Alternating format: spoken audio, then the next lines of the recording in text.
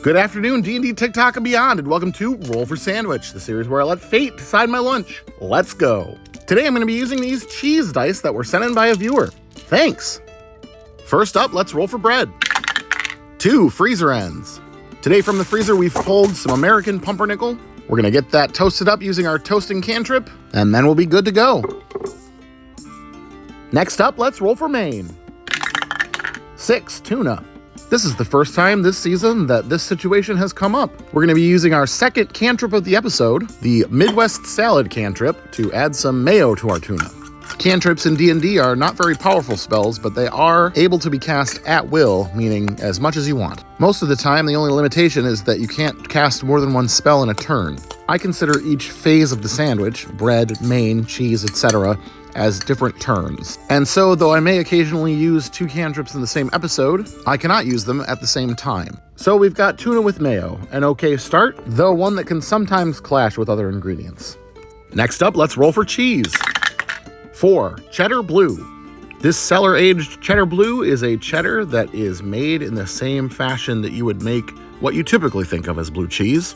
That is a cheddar that has been inoculated with the same bacteria that you see in other blue cheeses that cause that blue mold to form. It's a nice, sharp, dry cheddar with some of that distinct blue cheese flavor. Not bad at all.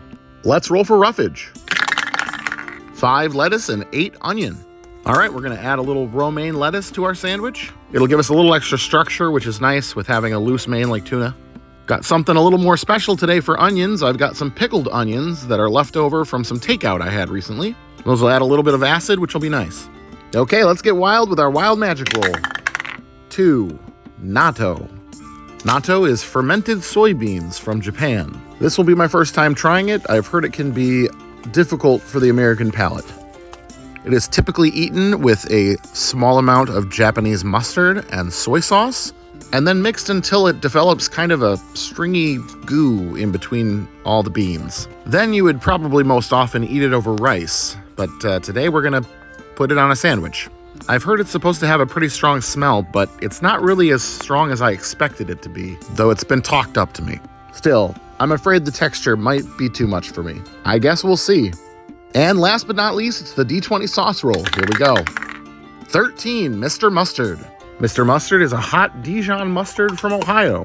Considering that natto is typically eaten with Japanese mustard, it's probably not the worst roll in the world. And maybe having the strong mustard flavor will help cover over anything that might not be my speed. Let's get our toothpicks in to hold this together, and let's get it cut in half. And let's take a look at that cross-section. Actually, the cross-section is pretty aesthetically pleasing. Well, just when I thought the curse of the 2s from Wednesday was over, I rolled a 2 on the wild magic and got natto. But I haven't tried it yet. I'm often surprised by this show. This might be one of those times.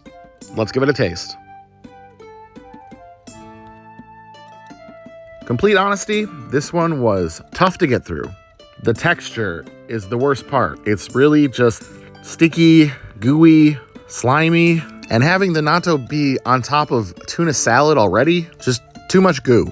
I don't really taste anything bad at all. The mustard and that strong cheddar blue are pulling a lot of weight. They go nicely with the pickled onions and the tuna, honestly. But yeah, natto on a sandwich is not for me. I will have to try it over rice, though. I'm on the fence about this one, but I think I'm gonna go with a 1. Tastes fine, texture really rough. And I'm gonna call it natto today, Satan. Please get these out of my sight, Earl.